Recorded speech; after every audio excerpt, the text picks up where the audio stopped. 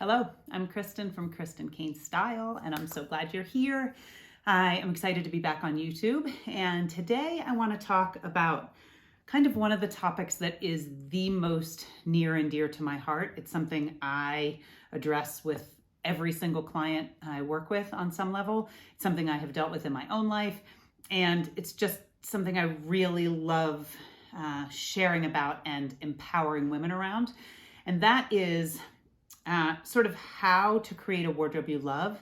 Specifically today, I'm going to talk about the 5 things you need to stop doing if you want to create a wardrobe you love. I've come at this from all angles. Today, the angle is this: five things you need to stop doing in order to create a wardrobe you love.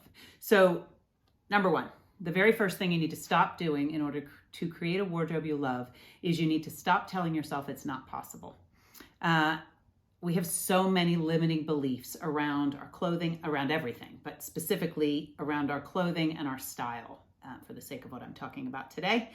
And so I really feel like the first step in order to create a wardrobe you love is to stop sort of sabotaging yourself.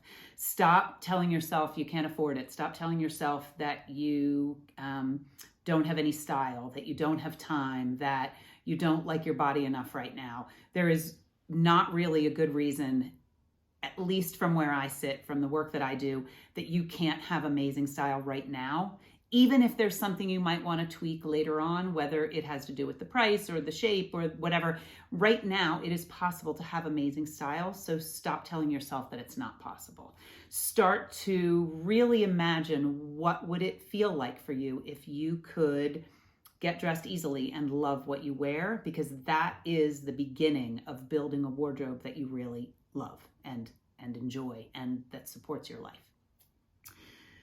Number 2, the second thing you need to stop doing if you want to create a wardrobe you love is stop being wishy-washy. Stop having a really vaguely defined style.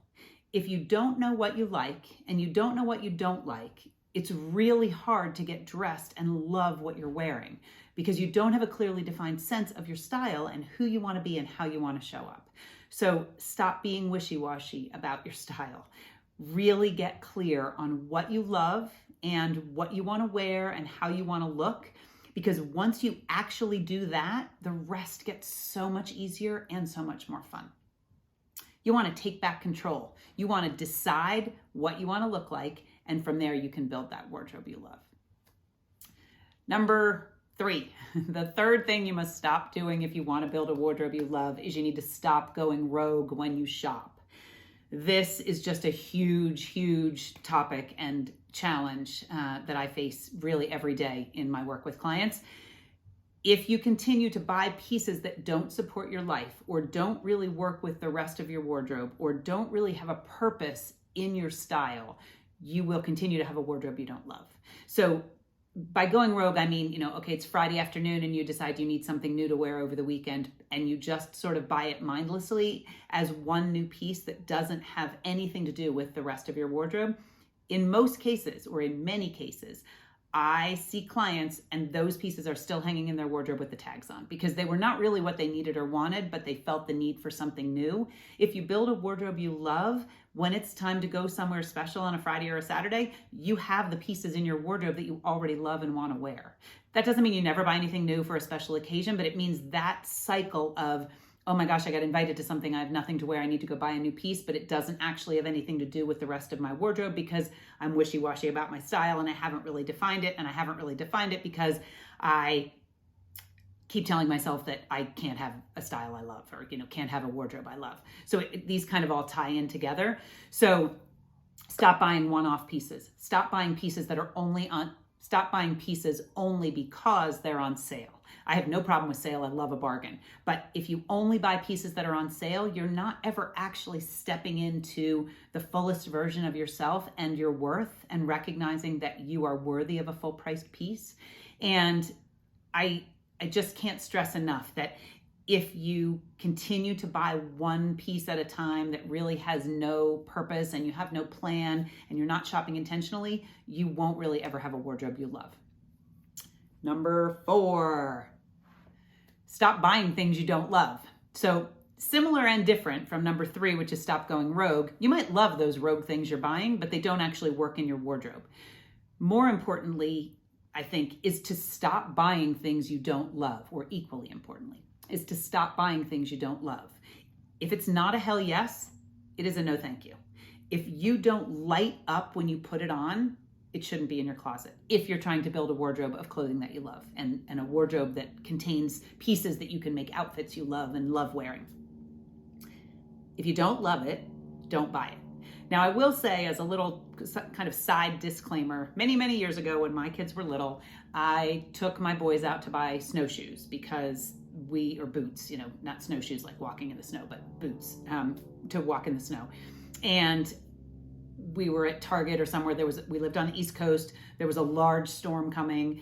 My boys had outgrown their boots. They needed boots. We ended up with basically one pair to choose from. And one of my sons, who I will not call out by name, said, "But Mom, I don't love them," because I had tried to instill in them that they should only buy things that they love. And I thought, okay, this is really an interesting thing now coming back on me. I get that you don't love them, but right now they're a necessity. If you want to play in the snow this week, you are going to need boots, so we're going to buy these boots that you don't love. So that's kind of the only place that I draw the line with not loving it, is if it is absolutely crucial that you have that right now, like the snowstorm is coming and your kid needs to play outside, fine, then you don't have to love the snow boots. But otherwise, every single piece you buy, you should love. If it's not a hell yes, it's a no thank you.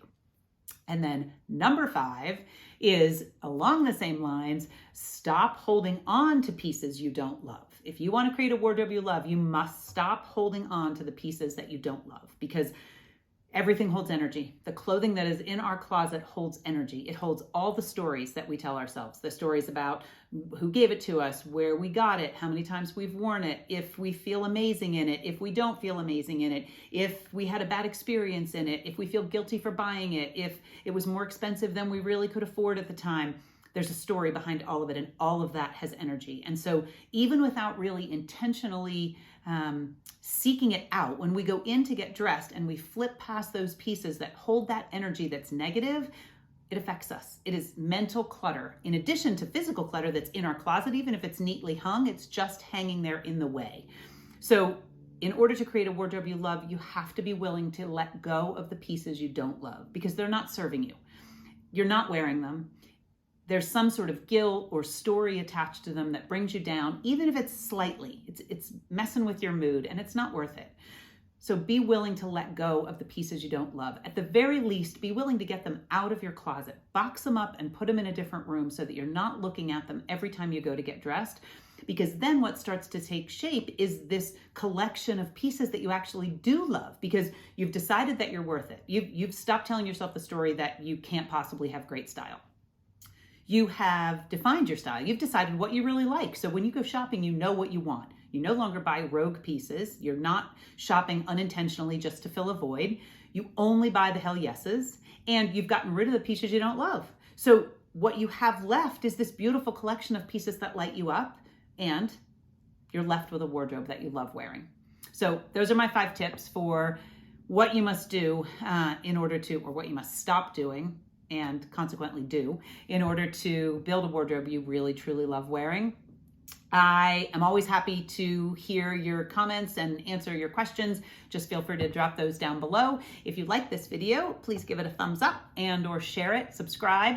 I don't really have a schedule yet for videos. I'm shooting for about every Friday, so that's about what you can expect if you subscribe, but don't hold me to it, please. I'm still getting back in the YouTube groove, and I'm happy to be here. I do a Q&A live on Instagram every Tuesday at noon Mountain Time. I'd love to have you join me. You can DM me over there your questions, or you can show up live and ask your questions. Anything and everything to do with style, I will answer them right there, and then it gets saved to my saved to my Instagram in case you miss it live. I will be back here probably next Friday. I hope you have a wonderful day, and I'd love to hear which of these 5 steps of things you must stop doing in order to build a wardrobe you love wearing. I'd love to hear which one kind of hits closest for you and makes you feel like, I really need to do that. Thanks so much for watching. Have a wonderful day.